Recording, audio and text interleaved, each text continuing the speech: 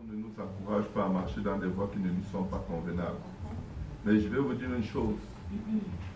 Un fils de roi qui sait qu'il est fils de roi, il y a juste ces choses qu'il ne fait pas.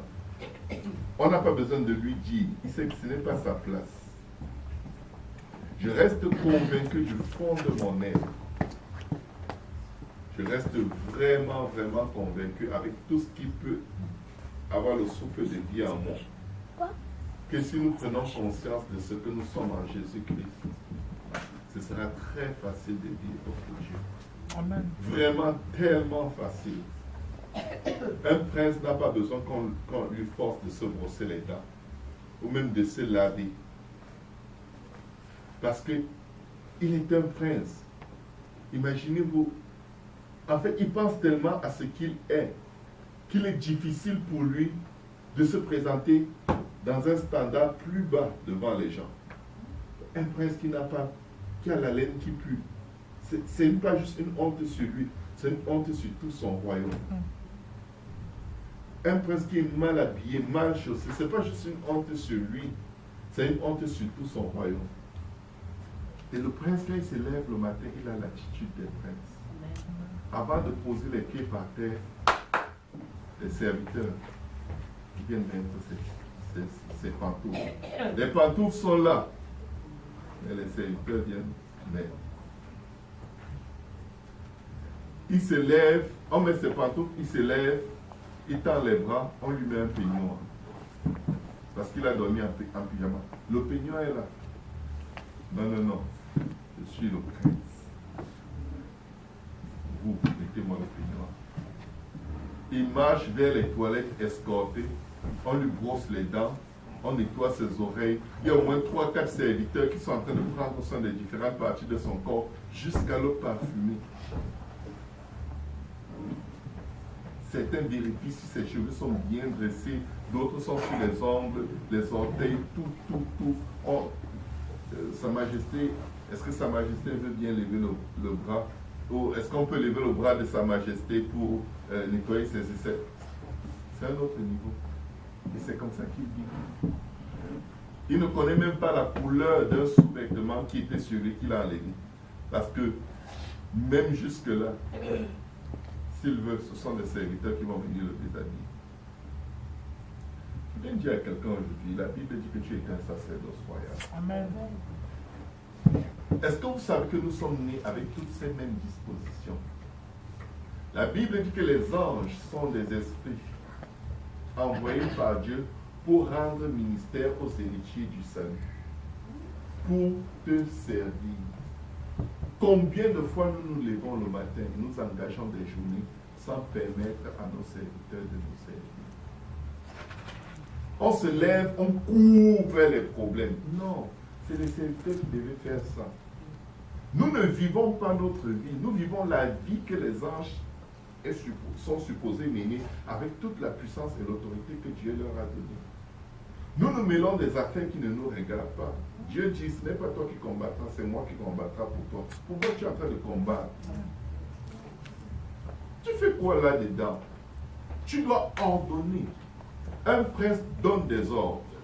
Tu te lèves, tu commandes à ton matin. Je commande que cette journée soit belle.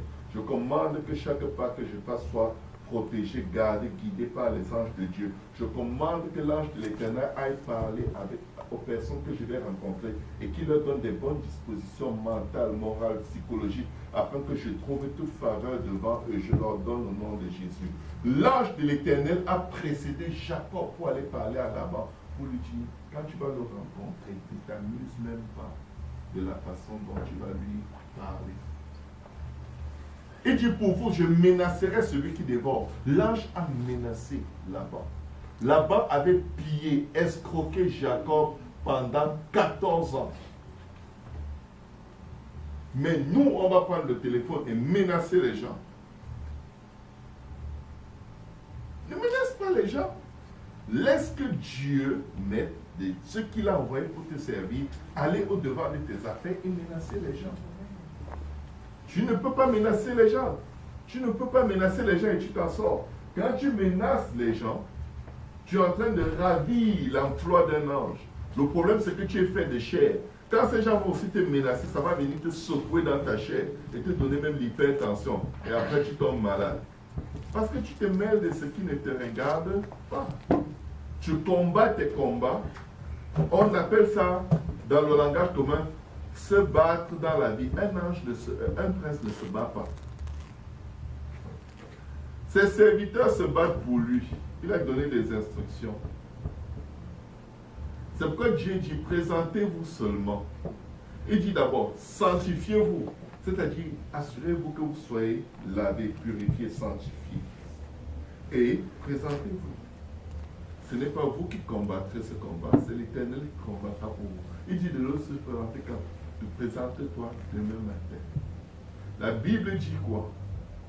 La grâce de Dieu se renouvelle pour nous chaque matin. Sa grâce, c'est quoi? C'est toutes les faveurs qu'il nous accorde que nous ne méritons pas. Parce que tous les matins, on a des légions d'anges. Si un être humain est capable d'être possédé par une légion de démons, je reste convaincu qu'un être humain a aussi une légion d'anges prêts à le servir dans tous les domaines de sa vie, à chaque seconde de sa vie.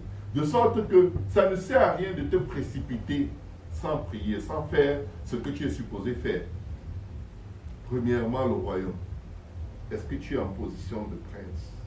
Cherchez premièrement le royaume de Dieu et sa justice. Assurez-vous que vous soyez lavés, purifiés, sanctifiés dans le nom de Jésus, par le sang de Jésus. Et maintenant, la Bible dit toute chose vous sera donnée par-dessus. Alléluia. Jésus dit, si un homme ne naît d'eau et d'esprit, il ne peut voir le royaume des cieux. Si un homme ne naît de nouveau, il ne peut entrer dans le royaume des cieux. Parce que le royaume, ça veut dire qu'il y a un roi. Et quels sont ceux qui sont dans le royaume? C'est les fils du roi. Si tu ne rentres pas dans ta peau de fils de roi, d'abord par la repentance, le baptême d'eau au nom de Jésus et le baptême du Saint-Esprit, tu ne peux pas vivre comme un fils de roi. Tu ne peux pas. Le prince porte le nom du roi. Nous revêtons le nom de Jésus dans les eaux de baptême. Galates 3, 27. Tous ceux qui ont été baptisés en Jésus-Christ ont revêtu Christ. Regardez le principe du baptême. Nous sommes ensevelis avec Christ dans les eaux de baptême, conformément à sa mort. Et si nous l'avons été conformément à sa mort, nous aurons aussi part à sa résurrection. Nous passons à une dimension spirituelle où nous sommes prêts à opérer en tant que prince.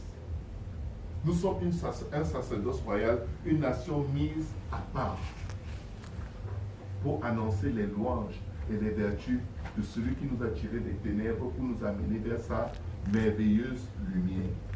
La difficulté que nous avons tous les jours de notre vie, c'est que nous vivons toujours selon le vieil homme. Le vieil homme se lève avec les soucis du monde. Si tu as des soucis, tu es dans le vieil homme. Les inquiétudes, vieil homme. Écoutez mes frères, mes sœurs. Si Dieu ouvrait vos yeux pour vous montrer la légion d'anges de Dieu, qui est prêt seulement à obéir à vos instructions, est-ce que vous aurez encore des soucis? Non. C'est fini. Vous savez ce qui nous arrive?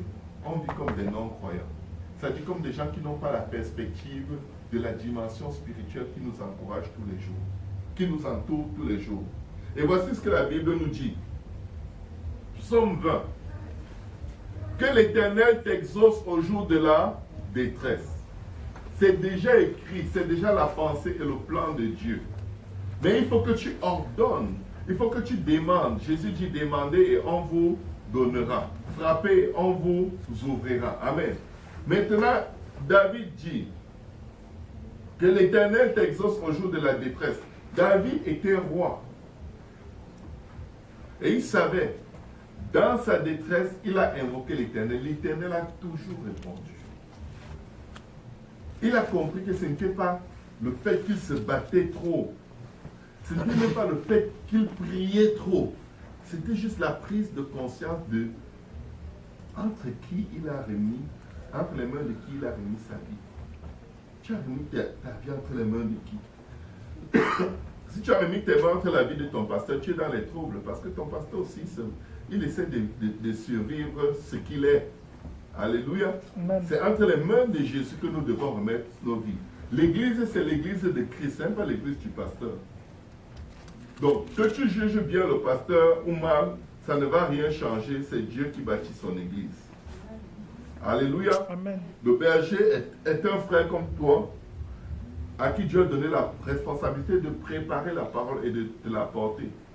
Et si tu te mets sous son autorité, Dieu va te bénir, parce que si tu reçois quelqu'un selon son office, Dieu te donnera la bénédiction qui va avec. Si tu reçois un homme de Dieu selon, en tant que prophète, tu auras la bénédiction des prophètes. En tant que pasteur, tu auras, peu importe le rôle que quelqu'un a dans le corps du Christ, il y a une bénédiction attachée à cela, pour ceux qui s'humilient et qui respectent l'autorité que Dieu leur a donnée, le rôle que Dieu leur a donné. Mais qu'est-ce qu'il dit? Que l'Éternel t'exauce au jour de la détresse. Que le nom du Dieu de Jacob te protège. Le nom du Dieu de Jacob, c'est qui? Il n'y a de salut en aucun autre, car il n'y a sous le ciel aucun autre nom qui ait été donné parmi les hommes par lequel nous devions être sauvés. Dieu lui a donné le nom qui est élevé au-dessus de tout nom, de sorte qu'au nom de Jésus, tout genou fléchit dans les cieux, sur la terre et sous la terre. Amen. Amen. Si le nom de Jésus est le nom élevé au-dessus de tout nom, même au ciel, c'est le plus grand nom. Quel est le nom du Dieu de Jacob? On l'appellera Emmanuel, qui signifie Dieu parmi nous. Jésus, car il sauvera son peuple de ses péchés. Jésus qui veut dire Jéhovah Sauveur. 1 Timothée 3,16 dit Dieu a été manifesté dans la chair, vu des anges, prêché aux nations, élevé dans la gloire. Dieu, pas le Fils de Dieu, la Bible dit Dieu. Certaines versions vont te dire celui. Mais celui-là, c'est qui? C'est celui qui a le nom qui est au-dessus de tout nom. C'est celui qui est assis sur le trône dans le livre de l'Apocalypse. Maintenant, la Bible, David dit que le nom du Dieu de Jacob te protège. La Bible dit le nom de l'Éternel est une tour forte. Le juste se réfugie en ce nom-là et il est sauvé. Où est-ce que le nom de l'Éternel devient une tour forte autour de ta vie? Quand tu le portes, ayant été enseveli avec Christ dans les eaux de baptême. Amen. La Bible dit il a dépouillé les autorités, les dominations. Amen. Qu'est-ce que la Bible dit au prochain verset? Que du sanctuaire il t'envoie du secours, que des sillons il te soutiennent. Honnêtement là, est-ce qu'il y a quelqu'un sur la face de la terre qui peut recevoir du secours sans que ça vienne de Dieu? Non. Chaque fois que quelqu'un reçoit du secours, c'est Dieu qui a suscité. Parfois tu vas dire, mais c'était mon ennemi, c'était même pas quelqu'un qui était croyant. La Bible déclare que quand tu trouves faveur aux yeux de Dieu, même tes ennemis te sont favorables. Si tu as des troubles, au lieu d'aller les régler, va vers le sanctuaire. Parce que c'est du sanctuaire qui t'enverra du secours. Ce n'est pas de tes efforts, de ta bataille. Vraiment, le plus gros effort que nous devons faire tous les jours, c'est aller devant le trône de la grâce pour recevoir miséricorde et obtenir grâce selon nos besoins, pas selon notre justice. Parce qu'il ne te juge pas selon tes péchés, il ne te punit pas selon tes iniquités. Il est conscient de tes besoins avant que tu demandes. Et les besoins existent dans nos vies pour que nous soyons devant le sanctuaire tous les jours et que nous marchions tous les jours dans la victoire, de victoire en victoire, de gloire en gloire. Qu'il se souvienne de toutes tes offrandes et qu'il agrée tes holocaustes. Alléluia. As-tu déjà donné quelque chose à Dieu? Tu peux rappeler à ton Dieu le souvenir de l'effort que tu as fait. Seigneur, me voici. Seigneur, je me suis approché. Seigneur, j'ai décidé de laisser la télé tranquille pour toi.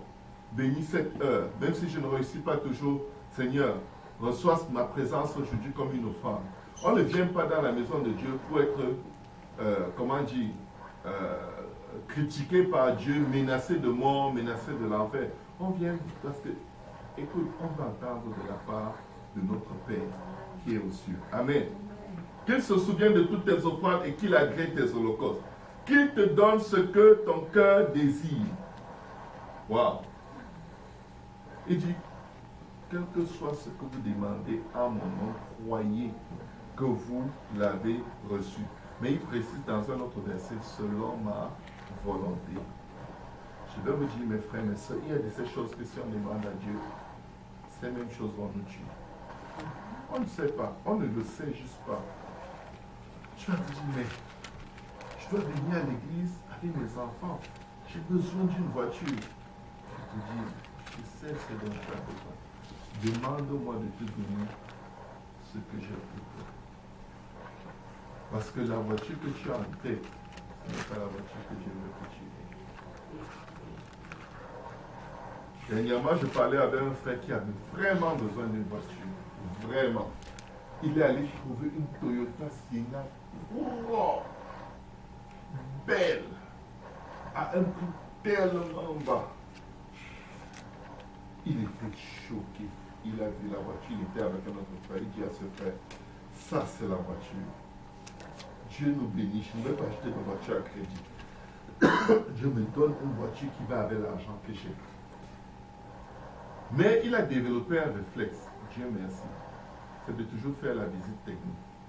Il demande au propriétaire, est-ce que cette voiture a déjà eu un accident? Tu lui dis jamais. Il dit non, parce que vraiment, j'ai une famille. C'est une voiture pour ma famille. Je ne veux pas de problème. Le type lui dit non, la voiture est correcte, elle roule, elle n'a aucun problème. C'était chez un concessionnaire. Il prend la voiture, il va faire la visite technique. Dès qu'il arrive, là où on fait la visite technique, le type de la visite technique regarde la voiture n'était même pas encore dedans.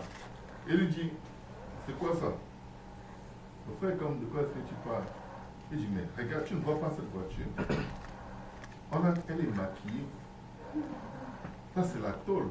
Regarde, on a maquillé la peinture ici. À distance, il vient, il commence seulement à citer tac, tac, tac, tac, tac. Il lui touche ici, tac, tac, tac. Il dit, tu vois, tu entends ce bruit. Ça, c'est la tôle. Ça, c'est pas la vraie carrosserie de la voiture.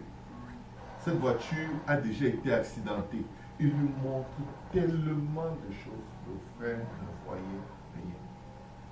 Je vais vous dire pourquoi. Parfois, on veut tellement quelque chose qu'on est aveuglé par notre désir. Dieu voit les détails dans ce que nous lui demandons. Parce que ces détails comptent. Tu veux tellement telle personne dans ta vie. Dieu te regarde. Il dit, ma fille, mon fils, je ne sais pas.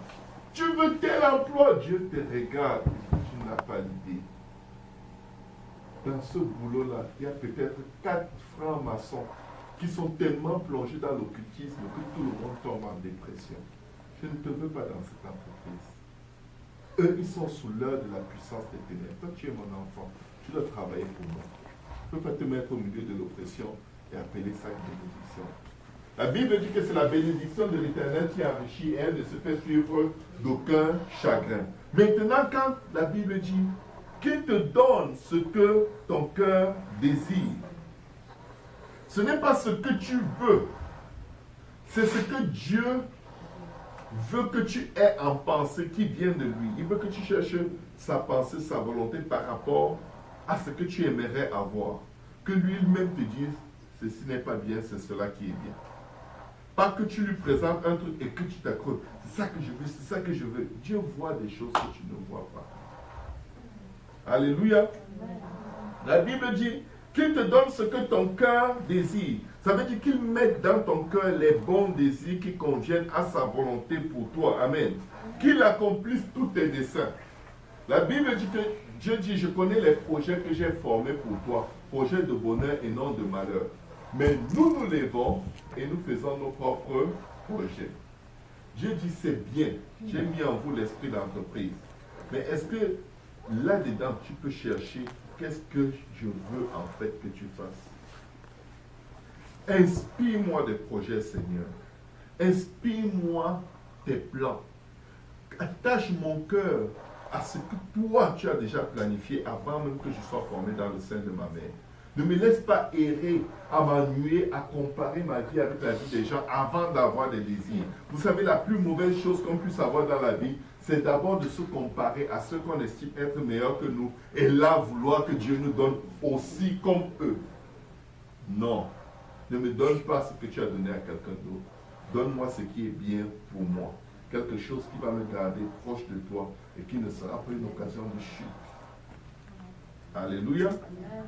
Dieu sait ce dont nous avons besoin avant même que nous parlions. Il sait. Il le sait. Il est le seul vrai Dieu. Amen. Regardez ce qu'il dit. Et qu'il agrée tes holocaustes. Voilà.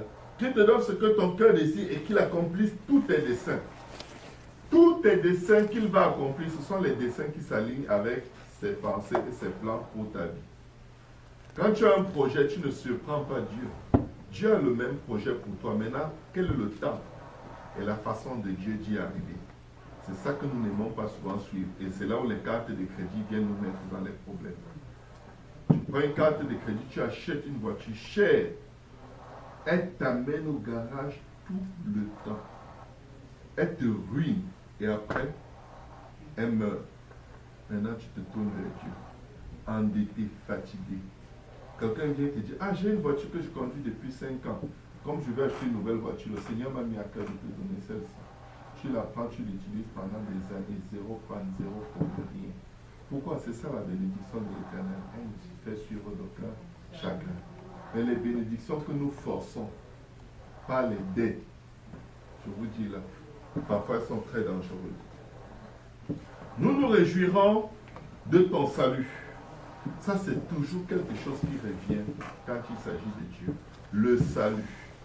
Où est-ce que tu te situes par rapport à Dieu, par rapport au salut? Est-ce que tu es sauvé? Est-ce que tu es perdu? Est-ce que tu hésites à servir Dieu? Alléluia. Nous nous réjouirons de ton salut, nous lèverons l'étendard au nom de notre Dieu. L'Éternel exaucera tous tes vœux. Écoutez, je connais des vœux que Dieu ne va jamais exaucer. Tout vœu qui est associé au péché, si tu les vois s'accomplir, sache que ça ne vient pas de Dieu. C'est l'ennemi de ton âme qui a vu l'injustice. Il a été attiré et il veut te soumettre au péché afin que tu deviennes son esclave. Les vœux de Dieu sont dans la beauté de sa sainteté. Amen.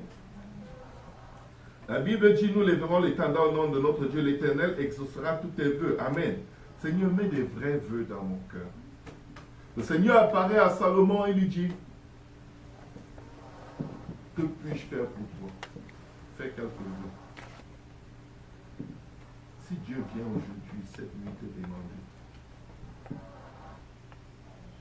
vous croyez que c'est exceptionnel ce qui est arrivé dans la Bible? Ça arrive que Dieu vienne demander aux gens de faire un vœu. Il y a à peu près, je ne sais pas si ça fait 15 ans ou 20 ans, je ne sais pas si j'étais à Abidjan à l'époque, peut-être c'est en 95, je vivais en Côte d'Ivoire.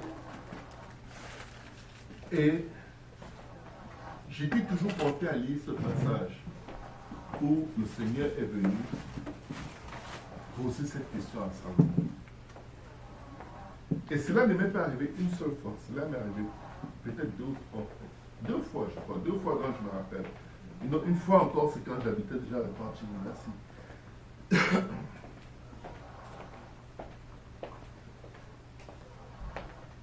Et le Seigneur me mettait à cœur, prie pour que je te dise ce que tu peux me demander si jamais je te permets de passer à travers quelque chose comme ça. Je vais vous dire une chose. Quand Dieu veut vraiment te bénir, il te prépare à recevoir la bénédiction. Et si tu es attentif, tu vas être bien préparé et ta bénédiction va être exceptionnelle. Le Seigneur nous mettait à cœur, si je viens te demander ça, qu'est-ce que toi tu vas même me dire? Là, j'étais troublé. Il y avait tellement de choses. Il y avait tellement de trucs qui passaient dans ma tête. Quelque chose me dit, demande $1 million. Des trucs tellement bizarres, tellement pour la satisfaction de maintenant. Mais j'ai commencé à prier, le Seigneur m'a mis 3 choses à cœur. Et le temps est passé. Une nuit, je suis couché dans ma chambre, j'ai un rêve. Je suis dans une maison en planche. Faite vraiment en planche, tous les 4 murs, avec un toit, comme en Afrique, il y a beaucoup de maisons en planche comme ça. Et là, j'étais couché dans un lit. J'étais seul dans la pièce. La ligne jaune. La maison était très, très modeste. Très modeste. Rien, aucun meuble.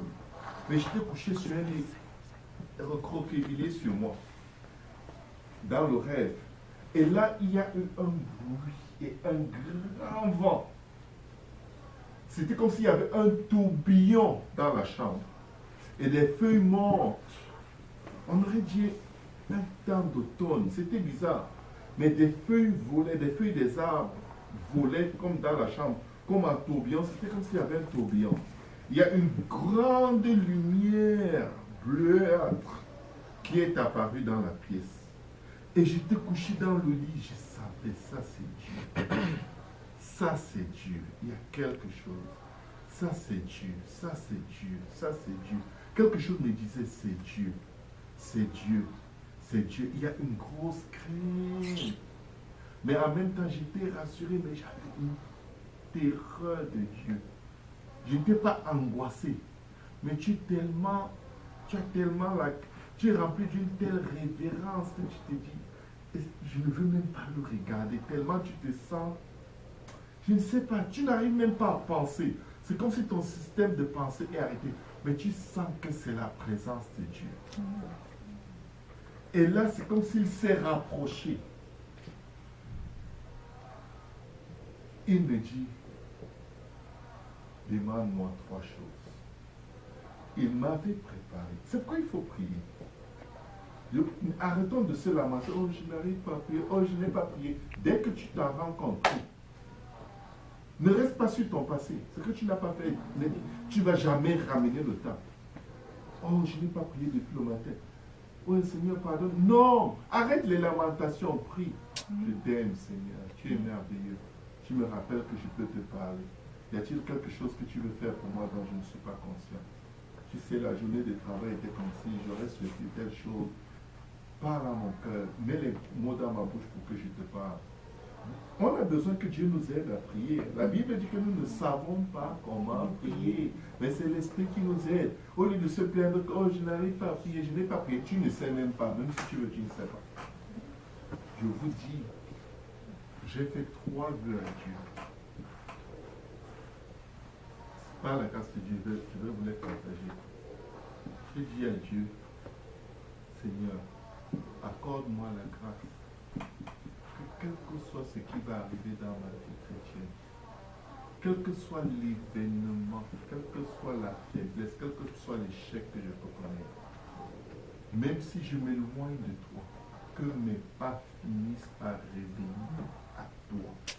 Quelle que soit la séduction, le péché, l'erreur qui peut un jour tomber sur moi, afin que je finisse entre tes mains. Ça, c'était la première chose que j'ai ressentie que je devais demander. Je devais sécuriser mon salut. La deuxième chose que j'ai demandé, c'est fait que je gagne le plus grand nombre d'âmes possible, des dizaines de milliers. Je vais vous dire une chose. Si Dieu ne t'inspire pas quoi demander, tout ce que tu demandes, ça va être toujours des trucs bizarres et temporaires. J'ai supplié.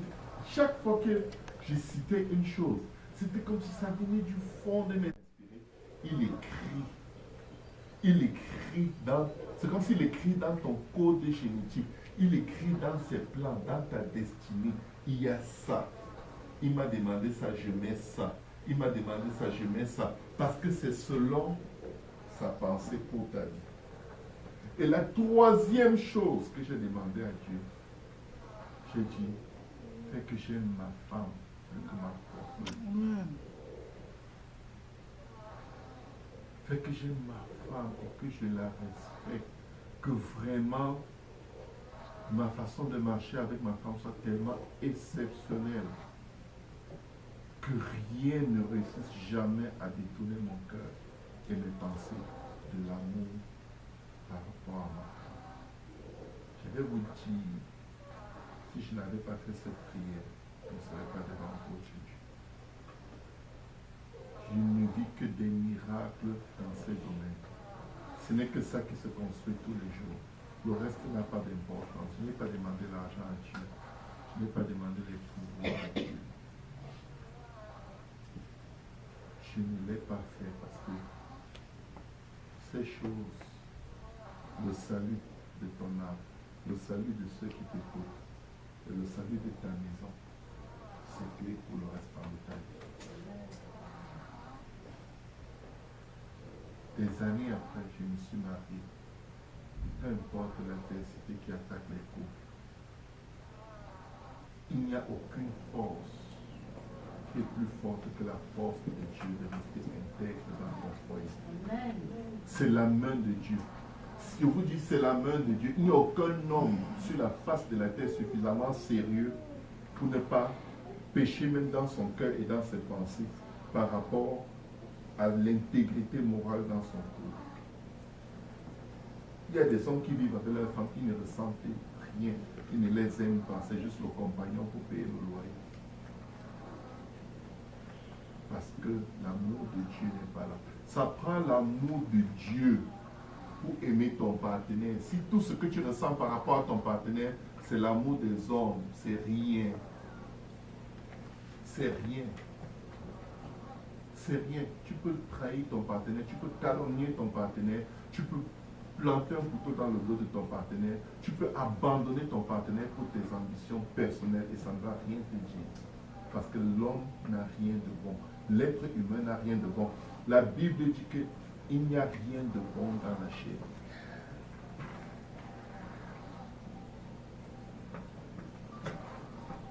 La Bible dit,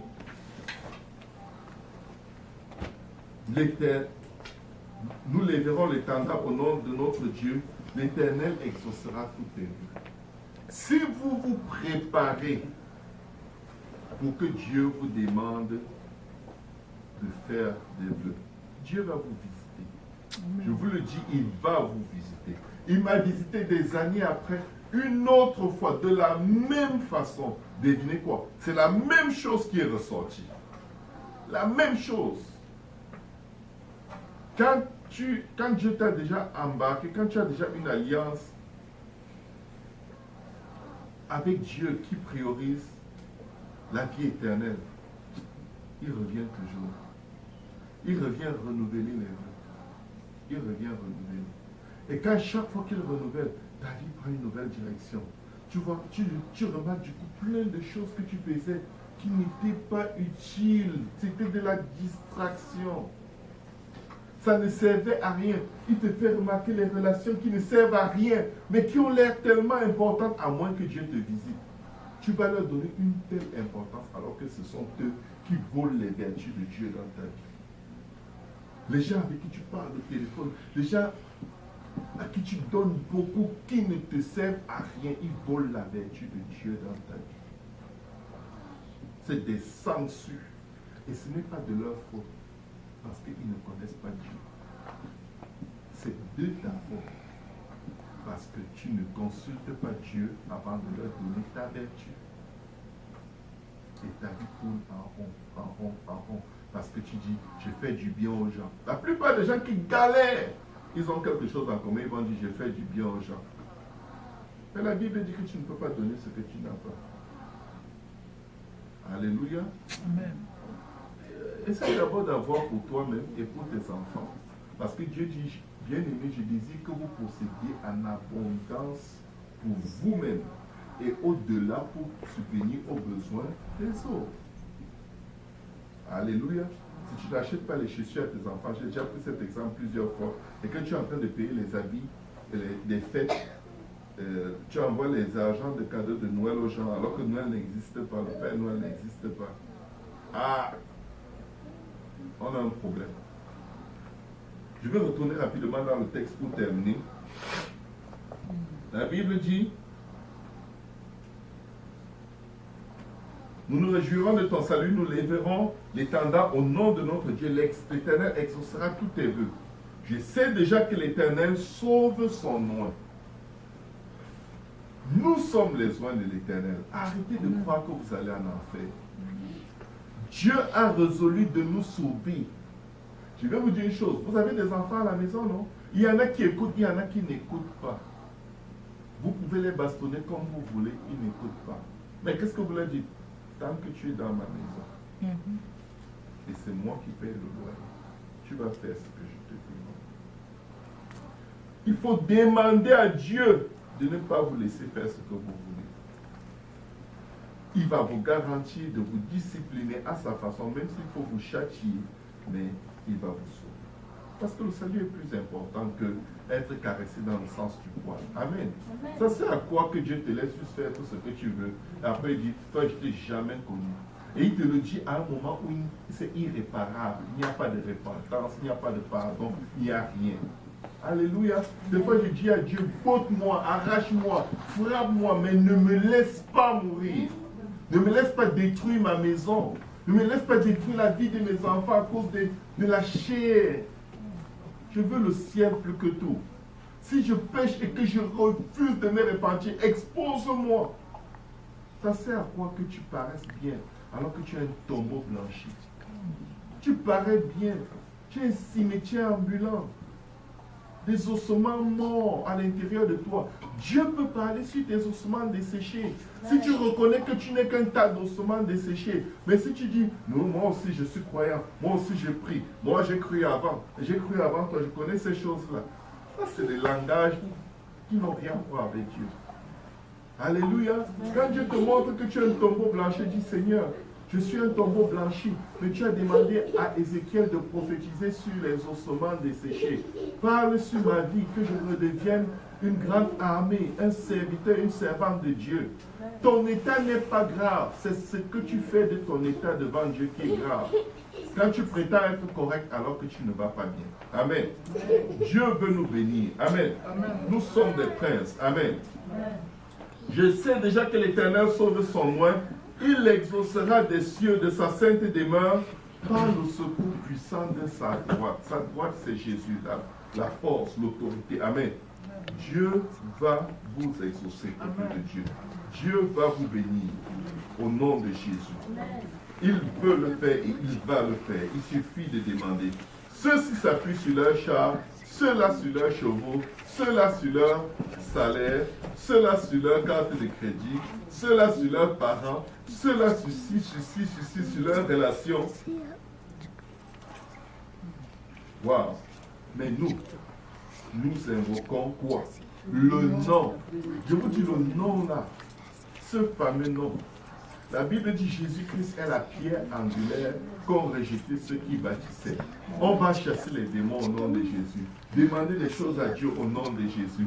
Faire tout au nom de Jésus. Quand c'est le baptême, non. Père, Fils et Saint-Esprit, c'est la même chose. Il fallait le faire quand tu chassais les démons. Il fallait découvrir que ce n'est pas la même chose. Le nom sauve. Le nom délivre, le nom guérit, le nom efface les péchés, le nom est puissant. Tous les prophètes rendent de lui le témoignage que quiconque croit en lui reçoit comment? Par son nom, le pardon des péchés. Donc quand tu es baptisé au nom de Jésus, quand tu es baptisé, assure-toi que c'est par son nom, parce que tu es baptisé pour le pardon des péchés.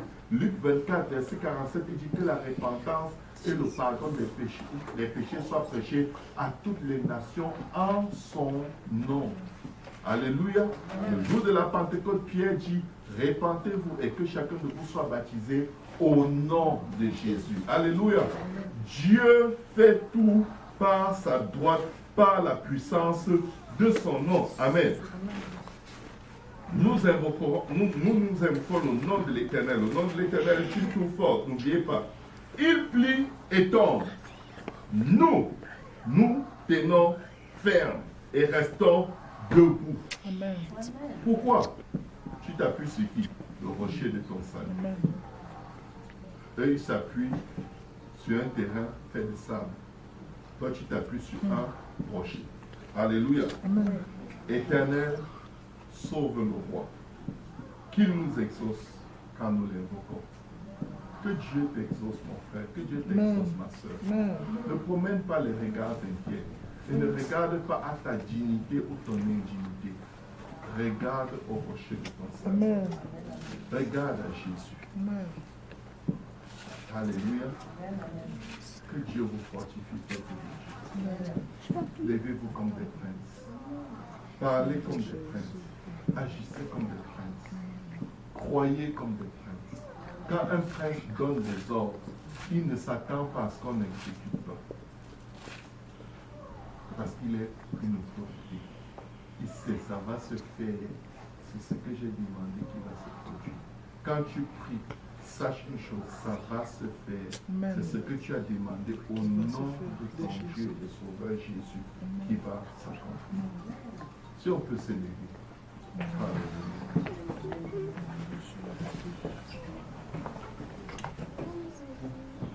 Alléluia.